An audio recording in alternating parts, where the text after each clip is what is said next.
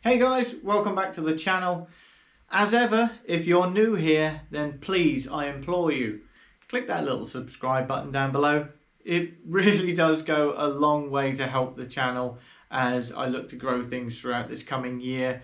It'll keep you up to date with all my latest airsoft content, and you'll become part of the community, which is something that is really nicely growing on both the Facebook and the Instagram side of things. You know, maybe you don't want to be part of the community though. Maybe you want to see the content first and decide later, and that is an entirely viable decision, which I must commend you for. So take a look at this video, take a look at some of the other videos, boost the viewer numbers, and maybe you'll subscribe after that. So today's rifle that we're going to talk about, because this isn't going to be a full review of the gun, because I don't think it would be fair to review the gun, because this is a rifle I bought in lockdown, and as such it hasn't actually received any game time or anything of the such. All I've done with it is use it in the garden. I've taken it up to the farm that you see in several other videos where I do sort of the long range test shooting and stuff like that.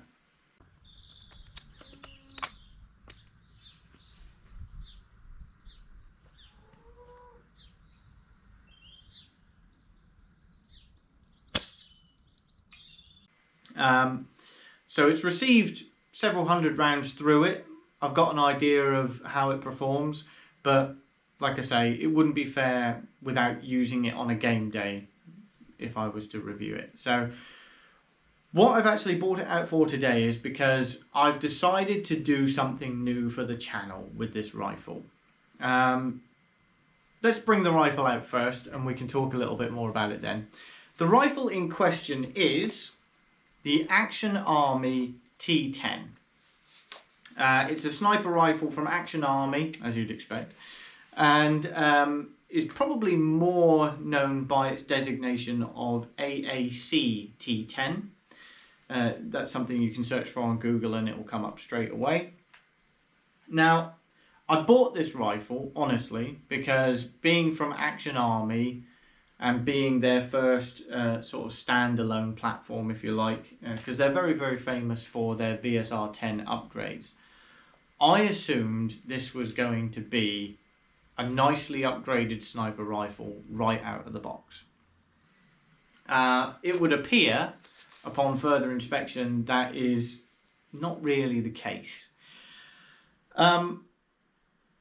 We'll talk about that more in a minute. Let's run through the rifle a little bit, and I can tell you what I like and dislike about it, and then we can talk about where we're going to go with this in the future. So, starting up at the front, as ever, it doesn't come with a 14mm counterclockwise thread. It comes with their proprietary thread, so that you need to buy their proprietary thread adapter. That's nice of them, isn't it? Not a huge issue, let's face it. A lot of companies do that sort of thing. We get a polymer body, very lightweight, but very, very sturdy, I have to admit. This feels very strong. Feels like it could take a punting, to all intents and purposes. Not that you'd want to drop your precious sniper rifle, I'm sure. We get lots of mounting options all along the rifle, even on the underside. We get QD sling points along the rifle at the front and rear. We get a rather stylish body, I have to admit. That was one of the things that drew me to the T10. Its looks. I think it's a particularly nice rifle.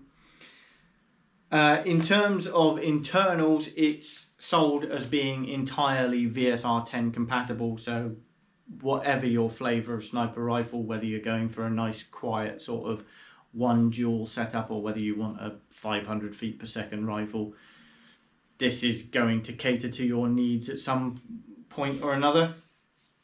As I say, it's really nice. We've got cheek adjusters at the rear, or cheek risers I should say, which are all adjustable.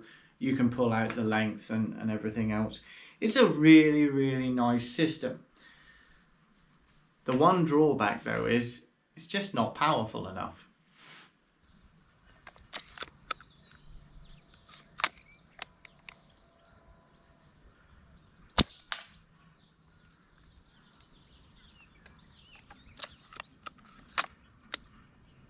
It clocks in at a little under 300 FPS, which is not great for a sniper rifle in the first place. It's very reminiscent of what you'd find from Tokyo Marui's, even the VSR10, I believe, as standard only clocks in at 300.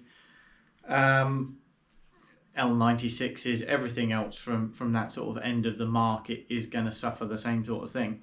But quite honestly, as I say, I bought it assuming that, being from Action Army, a lot of the upgrades that you would do as standard to a VSR10 would already be in place, as that is essentially what Action Army are best known for, their VSR10 upgrade kits. Now, this is sold as also having the Action Army 90-degree trigger and cylinder setup, although upon further inspection I'm not entirely sure it is the same trigger setup and cylinder as their upgrade package provides, because looking at the forums, a lot of you well-trained snipers out there actually replace the trigger and cylinders in this as standard anyway, so it leads me to believe that this is not quite as advertised to some degree. I could be wrong in that. We'll have to tear the gun down to find that sort of thing out. But that brings me to what the purpose of this video is, and it's to highlight where we're going with this particular T10 on the channel. So I've decided that we are going to do a series together where essentially I upgrade one component at a time in this sniper rifle, and we see what makes the most difference, what is the biggest bang for your buck on any given upgrade, and yeah, just work through it together. It'll be a learning curve for me. I'm quite well versed in the theory behind upgrading airsoft guns and what have you, although it's not something that I've ever done myself. I've always, used a proper gun tech to carry out the work, much in the same way that I have a fairly good idea of how to make a car go faster, and the certain parts and equipment that you need to make it handle better and stuff like that, but I wouldn't carry out the work myself. So this is going to be a learning curve for me. This is going to be the first time I attempt to upgrade anything myself and complete the work myself. And yeah, if it's the same principle for you and you're in the same boat, then maybe we can learn together. But that is about what we're going to do. As I say, this is heavily underpowered. So the first thing, I'll try and do things in single elements. There's certain circumstances where you want to upgrade two components at a time, but essentially what I'm going to do for the first upgrade is the spring, possibly the spring guide as well. I will get some confirmation on whether that's 100% necessary out of the box. Otherwise, we can do the spring guide as a separate upgrade and see what difference that makes in terms of usability and performance as well.